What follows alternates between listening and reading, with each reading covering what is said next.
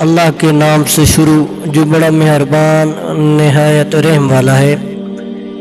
جب اللہ کی طرف سے تمہارے صبر کا صلہ آئے گا تب تم بھول جاؤ گے کہ تم نے کچھ کھویا بھی تھا۔ مخلص شخص ہمیشہ تنہا رہ جاتا ہے، اس لیے نہیں کہ کوئی اس کا ساتھ نہیں دیتا، بلکہ اس لیے کہ اس کا ضمیر اجازت نہیں دیتا کہ وہ منافق اور بے ایمان لوگوں کے ساتھ تعلق رکھے۔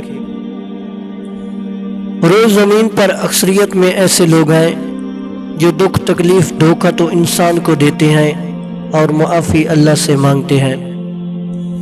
آزمائش کے بعد جب تم اللہ کے قریب ہو جاتے ہو تب وہ تمہیں ایسی اندیکھی طاقت دے دیتا ہے کہ تم ان حالات سے نڈر ہو کر لڑ جاتے ہو جو تمہاری نظر میں ناممکن ہوتے ہیں۔ جانتے ہو وہ تمہیں اتنی ہمت کیوں دیتا ہے؟ کیونکہ جب تم اس پر یقین رکھتے ہو تب وہ تمہیں یقین کے معجزے دکھاتا ہے۔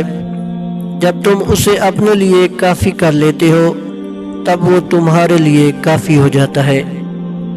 رسول صلی اللہ علیہ وآلہ وسلم نے فرمایا کہ علامات قیامت میں یہ بات بھی ہے کہ معمولی طبقے کے لوگ بڑے بڑے مکان اور اونچی حویلیاں بنا کر ان پر فخر کریں گے۔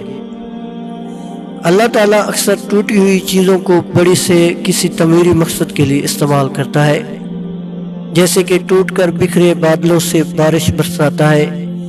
زمین جب ٹوٹ کر مٹی کے ذرات میں تبدیل ہوتی ہے تو اس میں سے غلہ اگتا ہے۔ پودوں یا فصلوں کی ٹوٹ کر گری ہوئی کلموں یا شاخوں سے نیا پودا یا نئی فصل اگتی ہے۔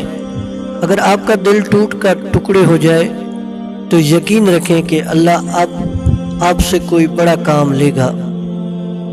یہ لمبا راستہ ایک دن ختم ہو جائے گا اور یہ تکلیفیں ایک دن ضرور دور ہو جائیں گی، اور یہ دن بھی گزر جائیں گے اور واپس نہیں آئیں گے، اور یہ جو آپ کے دل میں توڑ پھوڑ ہے اس کو بھی اللہ تعالیٰ دور کر دے گا۔ اللہ پر بھروسہ رکھیں۔